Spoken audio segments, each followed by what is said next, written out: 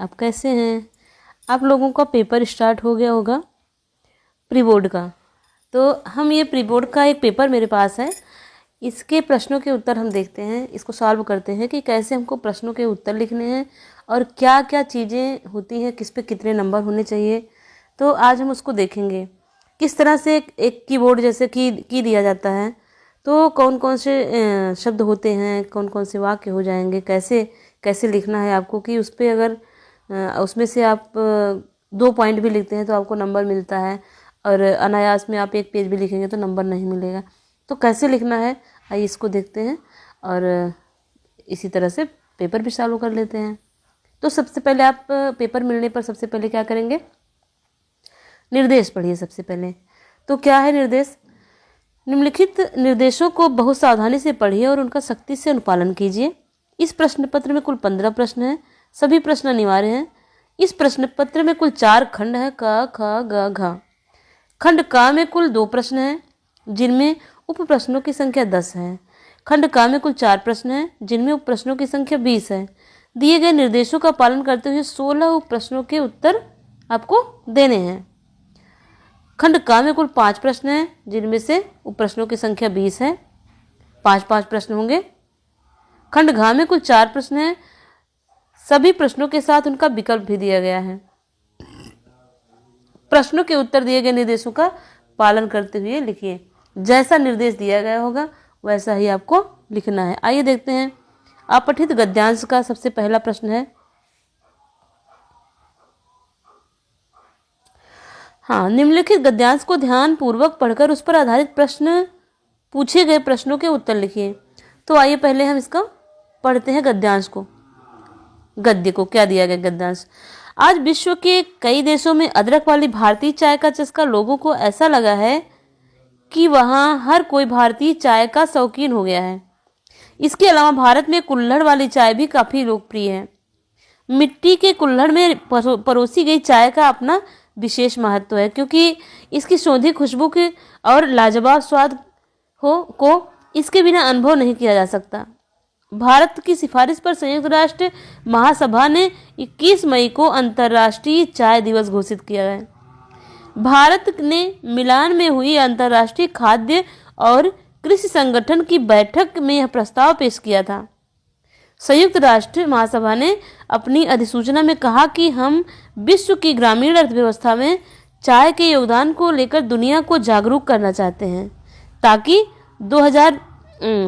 ताकि वर्ष 2030 तक के सतत विकास से जुड़े लक्ष्यों को पूरा किया जा सके। संयुक्त राष्ट्र को विश्वास है कि 21 मई को अंतर्राष्ट्रीय चाय दिवस घोषित करने से इसके उत्पादन और खपत को बढ़ाने में भी मदद मिलेगी।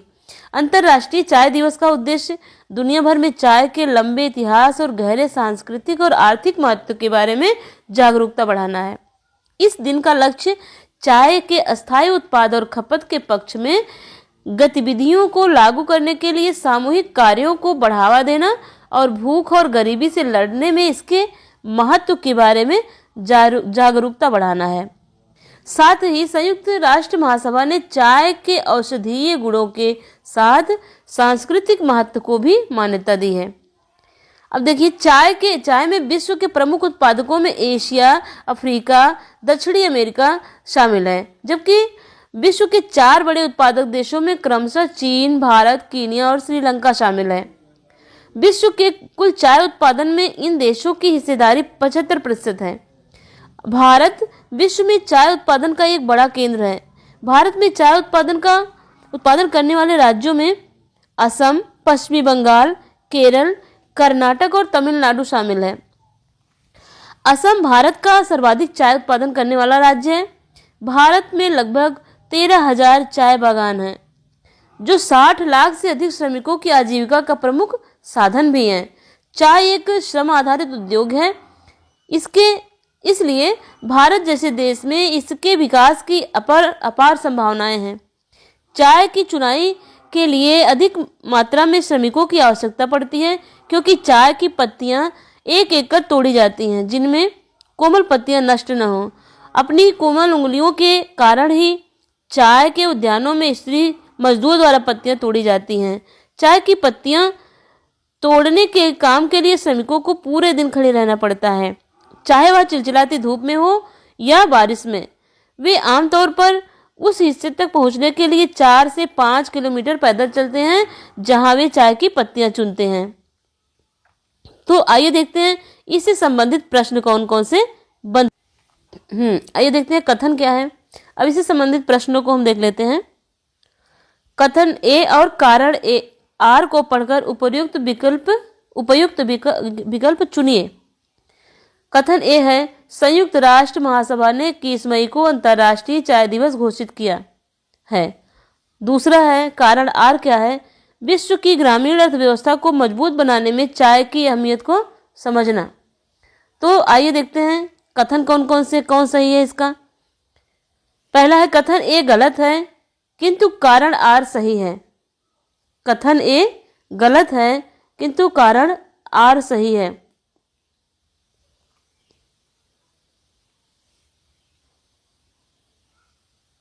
एक मिनट, हाँ।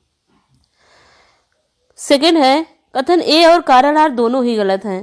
कथन ए सही है और कारण आर कथन ए की व्याख्या करता है। दूसरा है, कथन ए सही है किंतु कारण आर कथन ए की सही व्याख्या नहीं है। तो इसको देखते हैं। पहला है, सही आंसर होगा इसका का थर्ड, कथन ए सही है और कारण आर कथन ए की सही व्याख्या करता है। कौन सा ऑप्शन सही होगा आपका? देखिए, आपका ये थर्ड वाला ऑप्शन, ये वाला आपका सही हो जाएगा। उसके बाद दूसरा देखें,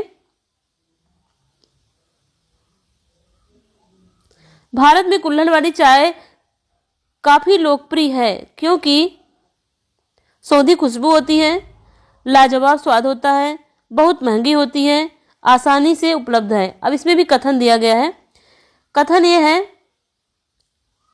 कथन फर्स्ट और सेकंड सही है, फर्स्ट थर्ड और फोर्थ सही है, केवल कथन थर्ड सही है, या फिर ये पहला दूसरा और चौथा सही है। अब इसको देखिए कौन सा सही है। इसमें देखिए, एक सेकेंड, ये देखिए,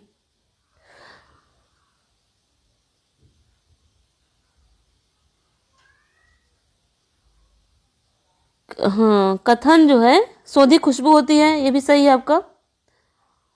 इसका जो है सौंधी खुशबू सही है, लाजवाब स्वाद भी होता है, ये भी सही है आपका। और तीसरा है,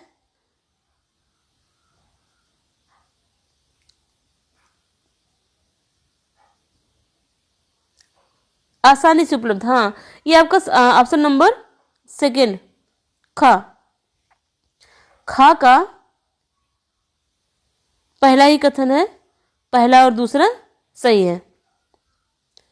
खा का पहला ऑप्शन ये सही है। इसमें आपका ये वाला पहला ऑप्शन ये सही हो जाएगा, फर्स्ट वाला। अब आइए देखते हैं अगला प्रश्न क्या बनता है। नीचे दिए गए कॉलम फर्स्ट और सेकंड को सुमेलित कर सही विकल्प का चयन कीजिए। विश्व में चाय का सबसे बड़ा उत्पादक देश भारत है, चीन है, असम है, क्या है? विश्व में चाय का सबसे बड़ा उत्पादक राज्य क्या है? विश्व में चाय का दूसरा बड़ा उत्पादक देश कौन सा है? इसमें आपको सुमेलित करना है। तो कौन सा कथन सही हो जाएगा? ग का आपका हो जाएगा ये पहले का दूसरा, मतलब कि ऑप्शन नंबर ये ग का सेकंड, ये सेकंड वाला ऑप्शन आपका सही है। सेकंड वाला ऑप्शन आपका सही है कि पहले का ये दूसरा, ये और दूसरे का तीसरा, ये और ये हो जाएगा चौथा। इस तरह से आपका ये सही है। इसके बाद अगला देखते हैं। चाय के उत्पादन और खपत बढ़ाने में अंतर्राष्ट्रीय चाय दिवस की क्या भूमिका है? ये प्रश्न है।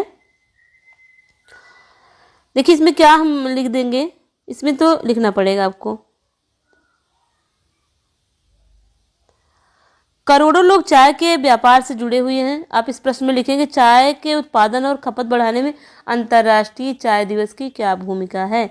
तो भूमिका लिखेंगे आपकी, करोड़ों लोग चाय के व्यापार से जुड़े हुए हैं, उनके हितों की रक्षा और जागरूकता जरूरी है। इसी के चलते चाय पत्ती की खपत और मांग बढ़ाने पर जोर डालने में अंतर्राष्ट्रीय चाय दिवस की महत्वपूर्ण भूमिका है। आप ऐसा लिख देंगे तो आपका ये पूरा का पूरा नंबर यहाँ पे मिल जाएगा, 2 नंबर का है।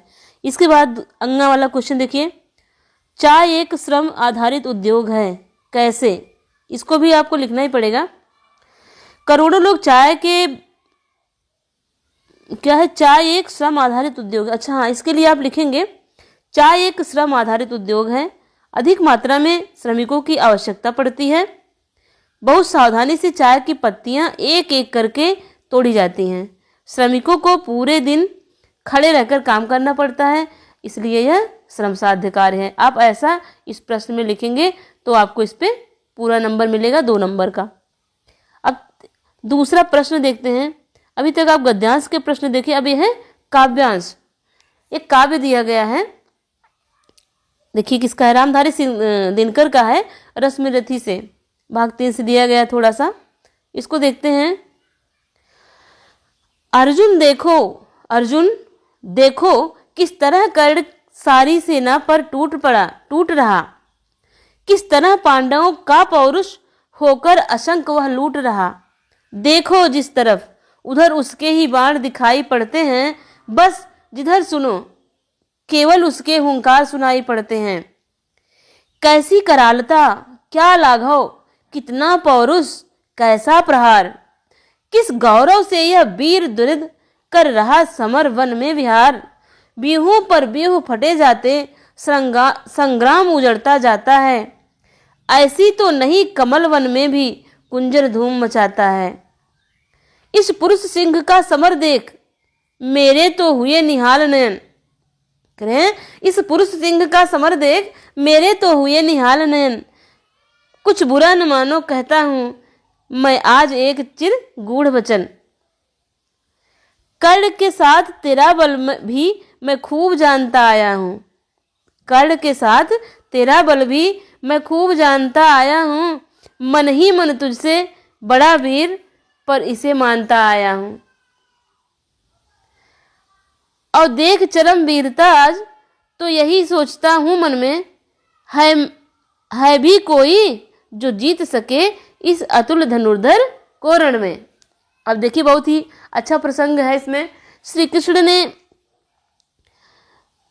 कर्ण की जब लड़ाई हो रही थी उस समय जो है अर्जुन से बात कर रहे हैं, उनके बारे में, उनकी वीरता का बखान कर रहे हैं, उनका वीरता का वर्णन कर रहे हैं, प्रशंसा कर रहे हैं। आइए इससे संबंधित प्रश्न भी देख लेते हैं आपको। हाँ, ये प्रश्न देखिए, इस काव्यांश में कौन किसकी प्रशंसा कर रहा है। अब देखिए अभी पहले ही मैंने बताया कि कृष्ण अर्जुन की, कृष्ण कर्ण की, कर्ण कृष्ण की, अर्जुन कर्ण की। अब देखिए कौन कर रहा था, कृष्ण कर रहे हैं प्रशंसा, लेकिन किसकी कर रहे हैं, अर्जुन से कर रहे हैं और कर्ण की प्रशंसा कर रहे हैं। तो इसका ऑप्शन नंबर 2 सही हो गया। इसके बाद कवि ने कर्ण के युद्ध कौशल की प्रशंसा में क्या कहा, उचित विकल्प चुनकर लिखिए। अब देखिए विकल्प इसमें दिया गया है कई। पांडव सेना के पुरुषार्थ को चुनौती दे रहा है, पांडव सेना में उसे चारों ओर से घेर लिया है, समर क्षेत्र में केवल उसके ही बाण दिखाई दे रहे हैं, समर क्षेत्र में केवल उसकी ही हुंकार सुनाई दे रही है। अब कौन कौन सा ऑप्शन सही है इसको देखते हैं। देखिए इसका ऑप्शन नंबर 4 ये आपका सही हो गया है, ये सही आंसर आपका है। एक सेकंड, ये वाला ऑप्शन आपका सही है। फर्स्ट, थर्ड और फोर्थ, मतलब कि पांडव सेना के पुरुषार्थ को चुनौती दे रहा है वो कर्ण जो है, और इसका दूसरा हो गया ये समर क्षेत्र में केवल उसके ही बाण दिखाई देते हैं, और ये चौथा, ये आपको ये तीनों मिला के मतलब कि ऑप्शन नंबर ये 4 आपका सही हो गया है। ये तीनों चीज उसमें बताई गई हैं। ग देखिए, कथन ए और कारण आर को पढ़कर उपयुक्त विकल्प चुनिए। कथन ए, कर्ण की गर्जना से पांडव सेना में भगदड़ मच गई। आर, कर्ण ने पांडवों की सेना पर भीषण आक्रमण कर दिया। अब देखिए इसमें कौन सा सही हो जाएगा ऑप्शन। कथन ए दिया गया है, कथन ए गलत है किंतु कारण आर सही है। कथन ए और कारण आर दोनों ही गलत हैं। कथन ए सही है और कारण आर कथन ए की सही व्याख्या है। कथन ए सही है किंतु कारण आर कथन ए की सही व्याख्या नहीं है। अब इसमें देख लेते हैं आपका कौन सा सही हो जाता है। ये आपका थर्ड वाला, कथन ए सही है और कारण आर कथन ए की सही व्याख्या है। यही वाला ऑप्शन आपका ये है। हाँ, कथन ए सही और कारण आप व्याख्या सही है। यही वाला ऑप्शन आपका थर्ड वाला सही हो जाएगा यही। तो कृष्ण ने, अब देखिए दो क्वेश्चन ऐसे दिए गए जिसमें लिखना है आपको। कृष्ण ने अर्जुन को कौन सा गूढ़ वचन बताया। अब देखिए क्या बताया था उन्होंने बताया था कि कैसे लिखेंगे। कृष्ण ने अर्जुन को यह गूढ़ वचन बताया कि वह अर्जुन और कर्ण दोनों की वीरता को मानता है, जानते हैं, लेकिन दोनों के बल से परिचित हैं, परंतु वह मन ही मन कर्ण को अर्जुन से भी बड़ा वीर मानते हैं। यही गूढ़ रहस्य उनको बताया था उन्होंने। अब दूसरा देखिए, कर्ण के युद्ध कौशल को देखकर कृष्ण के बारे में क्या सोच रहे थे। कृष्ण उसके बारे में क्या सोच रहे थे। तो लिखेंगे कि कृष्ण सोच रहे थे कि संसार में क्या कोई और ऐसा वीर है जो कर्ण की बराबरी कर सके युद्ध में और युद्ध में पराजित कर सके। आप ऐसा लिखेंगे। अब इसके बाद आपका खंड का खत्म होता है। खंड का के दो प्रश्न आपके खत्म हुए, अपठित गद्यांश और काव्यांश के। इसके बाद ये व्याकरण का आपका व्यवहारिक व्याकरण जो दिया गया है उसमें देखें खंड खा, निर्देशानुसार रचना के आधार पर वाक्य भेद पर आधारित 5 प्रश्नों में से किन्हीं 4 प्रश्नों के उत्तर लिखिए। 4 प्रश्न आपको लिखने हैं, 5 दिए गए हैं। हालदार साहब चौराहे पर रुकते थे और मूर्ति को देखते थे। ये सरल वाक्य है। कैसा वाक्य है? ये आपका सरल वाक्य है। सरल वाक्य को क्या सरल वाक्य में बदलना है। तो क्या होगा? हालदार साहब चौराहे पर रुककर मूर्ति को देखते थे। आपका सरल वाक्य हो गया। दूसरा क्या है? जब जाड़ा आता है तब बाल गोविंद भगत एक काली कमली ऊपर से ओढ़े रहते हैं। इसको आपको संयुक्त वाक्य में बदलना है। तो लिखेंगे आप, जब जाड़ा आता है और बाल गोविंद भगत एक काली कमली ऊपर से ओढ़े रहते हैं। गांव में लिखेंगे, रीढ़ नरकट से बनाई जाती है जो डुमराव के मुख्यतः सोन नदी के किनारे पर पाई जाती है। आश्रित उपवाक्य छांटकर उसका भेद भी लिखिए। ये आपके लिए कठिन प्रश्न थोड़ा सा, लेकिन कर लेंगे आप लोग। देखिए आश्रित उपवाक्य क्या है? जो डुमराव गांव में मुख्यतः सोन नदी के किनारे पाई जाती है। आपका ये आश्रित उपवाक्य हो गया। और उपवाक्य का भेद कौन सा है? विशेषण आश्रित उपवाक्य। घा भी देख लेते हैं। जैसे ही खीरे के स्वाद के आनंद में नवाब साहब की पलक मुद गई। मिश्र वाक्य में बदलना है आपको।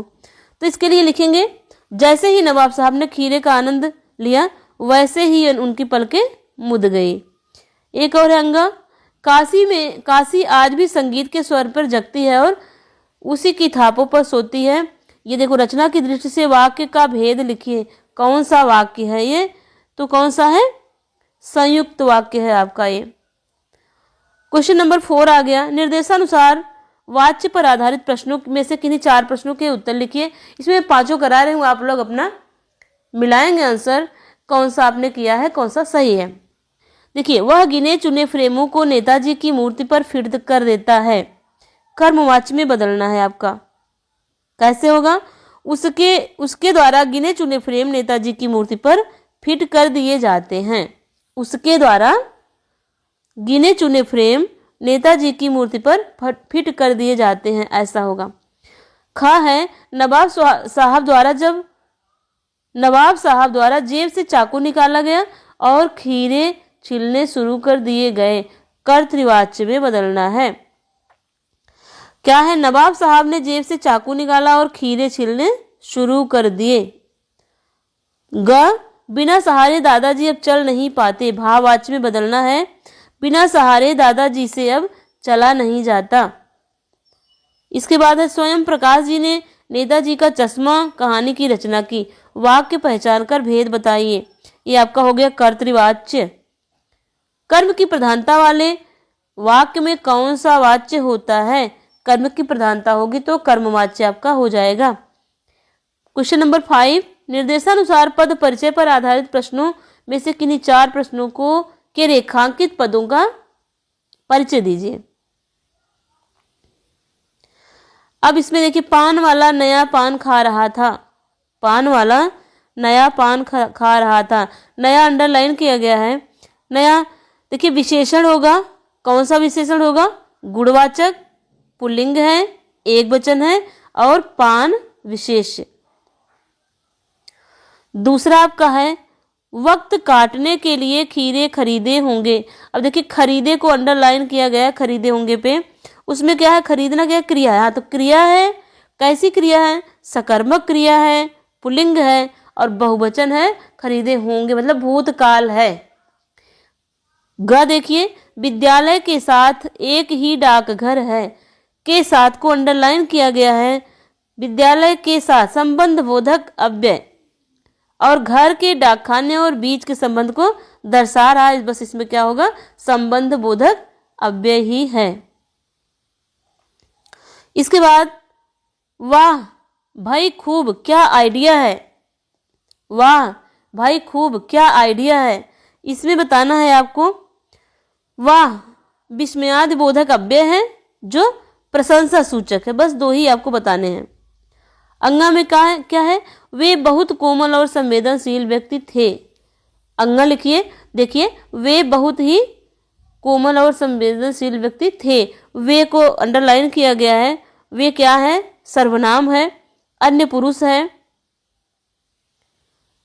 अन्य पुरुषवाचक सर्वनाम है और आदरार्थक बहुवचन मतलब आदर के संबंध में आदर के लिए उसको जो है वे का प्रयोग किया गया है। वे बहुवचन नहीं है लेकिन आदर के लिए सम्मान देने के लिए उसको बहुवचन का प्रयोग किया गया वहां पे और कर्ता कारक है इसमें।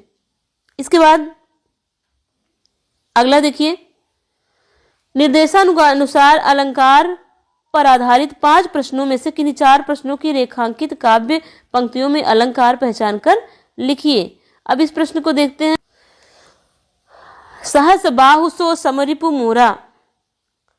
सहस बाहुसो समरिपु मोरा कौन सा अलंकार है? समसासी कौन सा अलंकार आ गया इसमें? उपमा अलंकार हो गया यहाँ पर। दूसरा क्या है? छुवत टूट रघुपति न दोषु। छुवत टूट मतलब छुए भी नहीं, छूते ही टूट गया। छूने के साथ ही तुरंत धनुष टूट गया। रघुपति मतलब श्री रामचंद्र का कोई दोष नहीं है। तो यहाँ पे क्या हो गया? बढ़ा चढ़ाकर वर्णन कर दिया गया। हो गया आपका अतिशयोक्ति। इसके बाद बूढ़े पीपल ने आगे बढ़कर जुहार की। पीपल क्या कर रहा है? पीपल बूढ़ा हो गया, आगे बढ़कर जुहार कर रहा है, प्रणाम कर रहा है, सबका स्वागत कर रहा है। तो क्या है? इसमें मानवीकरण हो गया आपका। तुम तो हाकू, तुम तो कालू हाक जनु लावा। अब देखिए जनु आ गया यहाँ पे। बार बार मोहिला की पठावा। जनु आ गया, कौन सा हो गया आपका? उत्प्रेक्षा अलंकार हो गया। बढ़त देख जल सम बचन बोले रघुकुल भानु। इसमें कौन सा अलंकार हो गया? इसमें आपका हो गया रघुकुल भानु मतलब आपका रूपक अलंकार हो गया। तो इस तरह से एक खंड भी आपका खत्म हो गया। खंड ग आ जाता है। अब देखिए बुक से आपके जो क्षितिज है उससे संबंधित यहाँ पे एक आपका दिया गया है पैराग्राफ। पैराग्राफ से प्रश्न पूछे जाएंगे, उनको आपको देना है। तो आप एक गद्यांश इसको फिर से पढ़िए। देखिए काशी संगीत, ये बिस्मिल्लाह खां वाला पार्ट आपका आया इसमें। तो देखिए क्या है, पढ़ते हैं। काशी में संगीत आयोजन की एक प्राचीन एवं अद्भुत परंपरा है। यह आयोजन पिछले कई वर्षों से संकट मोचन मंदिर में होता आया है। यह मंदिर शहर के दक्षिण में लंका पर स्थित है। वह हनुमान जयंती के अवसर पर यहाँ 4-5 दिन तक शास्त्रीय एवं उप शास्त्रीय गायन वादन की उत्कृष्ट सभा होती है। इसमें बिस्मिल्लाह खां अवश्य रहते हैं। अपने मजहब के प्रति अत्यधिक समर्पित उस्ताद बिस्मिल्लाह खां श्रद्धा काशी विश्वनाथ जी के प्रति भी अपार है। उस्ताद बिस्मिल्लाह खां की श्रद्धा काशी विश्वनाथ जी के भी प्रति अपार है। वे जब भी काशी से बाहर रहते हैं तब विश्वनाथ व बालाजी मंदिर की दिशा की ओर मुंह करके बैठते हैं और थोड़ी देर ही सही मगर उसी ओर सहनाई का प्यादा घुमा दिया जाता है और भीतर की आस्था रीढ़ के माध्यम से बजती है। अब देखिए इसमें दिया गया है प्रश्न। अब प्रश्नों को पढ़ेंगे और इस गद्यांश से उसका आंसर खोज के हम लिखेंगे क्या होगा। काशी के संकट मोचन मंदिर में आयोजित संगीत आयोजन की विशेषता है। कथन के लिए एक उचित विकल्प का चयन कीजिए। अब देखिए इसमें यह आयोजन हनुमान जयंती के अवसर पर होता है। यह आयोजन 5 दिनों तक चलता है। यह प्राचीन संस्कृति है। यह शास्त्रीय एवं उपशास्त्रीय गायन वादन होता है। तो कौन सा इसका सही हो जाएगा। विकल्प नीचे दिया गया है कि फर्स्ट एवं सेकंड सही है या फिर फर्स्ट थर्ड फोर्थ सही है या थर्ड सही है, फर्स्ट सेकंड और फोर्थ सही है। कौन सा आपका सही है। तो इसमें आपका सही ऑप्शन हो जाएगा फोर्थ वाला, फर्स्ट सेकंड और ये वाला ऑप्शन आपका सही हो जाएगा फर्स्ट सेकंड और फोर्थ। इसके बाद दूसरा प्रश्न देखते हैं, खा देखते हैं। कथन ए और कारण आर को पढ़कर उपयुक्त विकल्प चुनिए। कथन ए बिस्मिल्लाह खां की मिलीजुली संस्कृति के प्रतीक थे। कथन आर अपने मजहब के प्रति अत्यधिक समर्पित उस्ताद बिस्मिल्लाह खां की श्रद्धा काशी विश्वनाथ जी के प्रति भी अपार थी। अब देखिए कौन सा सही है इसमें विकल्प। कथन ए गलत है किंतु कारण आर सही है। कथन ए और कारण आर दोनों सही हैं, दोनों गलत हैं। कथन ए सही है और कारण आर कथन ए की सही व्याख्या है। कथन ए सही है किंतु कारण आर कथन ए की सही व्याख्या नहीं करते हैं। अब देखते हैं कौन सा ऑप्शन इसका सही हो जाएगा। खा का आप ध्यान दीजिए, देखिए कौन सा सही हो जाएगा। ख आपका ये थर्ड ऑप्शन कथन ए सही है और इसकी आर जो है इसकी व्याख्या कर रहा है, यही वाला ऑप्शन आपका सही हो जाएगा। अगला देखते हैं। काशी से बाहर के कार्यक्रमों में बिस्मिल्लाह खां किनके प्रति अपनी आस्था प्रकट करते थे। कौन सा सही हो जाएगा आपका। काशी विश्वनाथ और बालाजी के प्रति आपको ऑप्शन नंबर सेकंड आपका ये सही हो जाएगा। इसके बाद अगला देखिए। काशी की अद्भुत और प्राचीन परंपरा कौन सी रही है।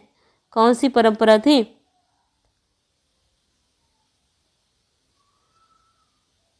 काशी में संगीत आयोजन की, ये आपका संगीत आयोजन वाला यही आपका ऑप्शन सही हो जाएगा फर्स्ट वाला।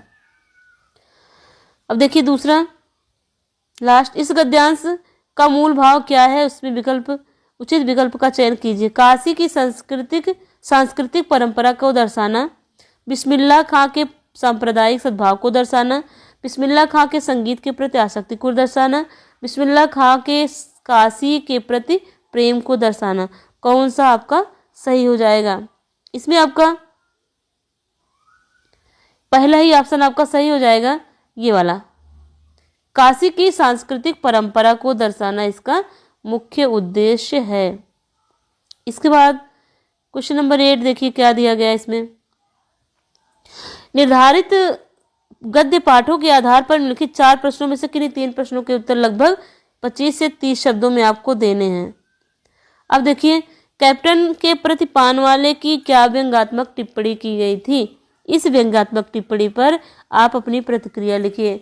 अब देखिए प्रतिक्रिया में उसमें कम से कम 4 बिंदु 2 बिंदु आ जाने चाहिए। जैसे आप लिखेंगे उसकी यह टिप्पणी व्यंग्य भाव से परिपूर्ण है, नैतिक मूल्यों के विरुद्ध है, शारीरिक रूप से चुनौतीपूर्ण व्यक्ति का उपहास उड़ाया गया है, सर्वदा अनुचित नहीं अभद्रता का प्रतीक है, एक टिप्पणी करना शोभनीय अनुचित व्यवहार को दर्शाता है। इस तरह से आप इसमें अगर कोई भी बिंदु लिख देते हैं तो आपका नंबर इसमें पूरा मिल जाएगा।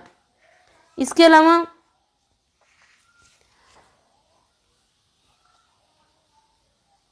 पान वाला जो था, कैप्टन जो था, पान वाले पे जो है टिप्पणी की थी उसने कि लंगड़ा है लंगड़ा, ये क्या कर पाएगा, ये कौन सा किस कैप्टन का काम करेगा, इस तरह उसमें बताया गया था। तो वो वाला ऑप्शन आप उसमें सब लिखते हैं तो वो भी आपका सही होगा। लेकिन जितने बिंदु इसमें बताए हैं अभी उतने बिंदुओं में से अगर 2 बिंदु भी आप लिख देते हैं, 2 पॉइंट भी आपको याद है, आप लिखते हैं तो आपको नंबर मिल जाएगा पूरा। जैसे अब कैसे लिखेंगे, कैप्टन वाले को कस्बे के लोग व्यंग में कैप्टन कहकर बुलाते थे। वह कभी भी नेताजी का साथी या आज़ाद हिंद फौज का सिपाही नहीं रहा। वह बेहद बूढ़ा और मरियल सा था, लेकिन देशभक्त के लिए जज्बे से भरपूर था। वह सुभाष चंद्र बोस को उनका अत्यंत सम्मान करता था। और उसकी जो है